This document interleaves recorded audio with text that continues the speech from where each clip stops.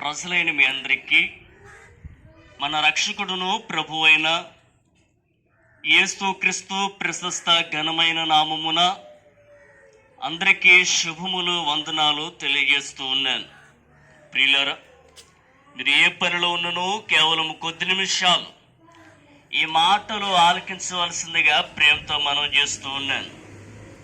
గమనించండి, మనకై యేసు మరణించే అనే పాటను పాడగా మనందరం కూడా విని ఉన్నాం. అవును ప్రియులారా, మీరు ఎప్పుడైనా ఆలోచన చేసి ఉన్నారా? అసలు యేసుక్రీస్తు ఎందు విషయమై ఈ లోకంలో జన్మించి ఎందు నిమిత్తమై సిలువ మ్రానుపైన మరణించున్నాడని మీరు ఎప్పుడైనా ఆలోచన చేస్తున్నారా?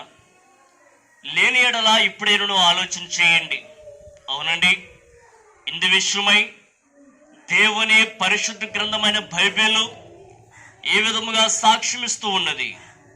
పాపులను రక్షించుటకు క్రీస్తు యేసు లోకమునకు వచ్చును అను వాక్యము నమ్మదగినది, పూర్ణ అంగీకారమునకు యోగ్యమునై ఉన్నదని లేఖనము సాక్ష్యమిస్తూ ఉన్నది.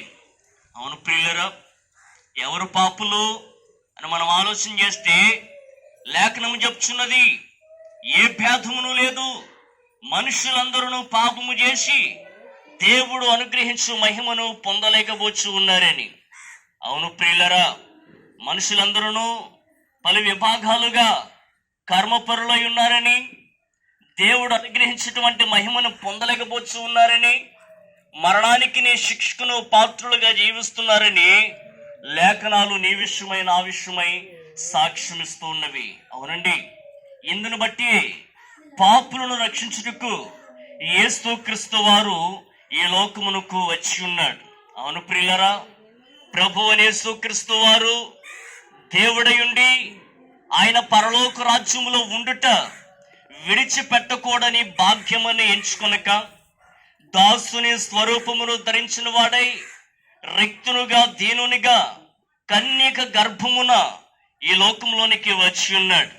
ఆయన మనుషుల మధ్యన మానవ అతీతమైన ఎన్నో గొప్ప కార్యములను అద్భుతములను సూచక్రియలను చేసి తనలోని దైవత్వాన్ని ఈ లోకానికి బయలుపరిచి ఉన్నాడు. అయితే ప్రియులరా, సర్వ మానవాళి పైన ప్రభుత్వమును చేర్చున్నటువంటి పాపము ద్వారా వచ్చిన మరణమును యేసుక్రీస్తు వారు పరిహరించుటకును, ఆ యొక్క మరణమును నిరర్థకము చేయుటకును ఆయన అన్యాయపు తీర్పునందున వాడై సిలువ మ్రానుపైన ఘోరమైనటువంటి శ్రమలను పొంది ఉన్నారు. అవును ప్రియులరా, ఆయన పాపమేమీ చేయలేదు గాని నేను ఆ పాప శాపాలను పరిహరించుట నిమిత్తమై ఆయన సిలువ మ్రానుపైన ఘోరాతి ఘోరముగా హింసింపబడి ఉన్నాడు. తన దైవ పరిశుద్ధ రక్తమును దారులుగా నీ కొరకై నా కొరకై ఒలికించి ఆయన సిలువలో మరణించున్నారు. ఆయన మరణించి సమాధి చేయబడి తిరిగి సజీవునిగా మృతులలోంచి లేచి పరలోక రాజ్యానికి వెళ్ళి ఉన్నారు. ఈ మాటలు వింటున్న ప్రియ సహోదరి సహోదరుడా, దేవుని ప్రజలారా గమనించండి, యేసుక్రీస్తు రక్తము మనల్ని ప్రతి పాపము నుంచి విడిపించి పవిత్రులుగా నిర్దోషులుగా చేస్తూ ఉన్నది.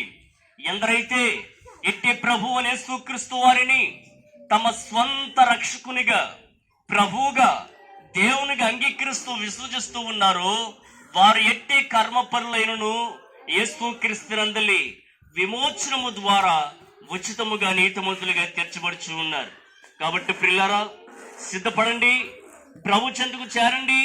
ప్రభునందు సర్వ మానవాళికి అనుగ్రహింపడిచిన పాప క్షమాపణను అంగీకరించి ప్రభునందు పునరుద్ధానమును పొంది నిత్య జీవమును స్వతంత్రించుకోవలసిందిగా ఈ కొద్ది మాటలు తెలియజేస్తూ ఉన్నాం. సిద్ధపడండి, దినములు చెడ్డవి గనుక సమయమును పోనివ్వక నేడే పరిగిడి ప్రభు యేసుక్రీస్తుకు చేరాలని ఈ మాటలు తెలియజేస్తూ ఉన్నాం. మన ప్రాంతం క్షేమాభివృద్ధి కొరకు చిన్న ప్రార్థన చేద్దామండి. ప్రేమగల తండ్రి,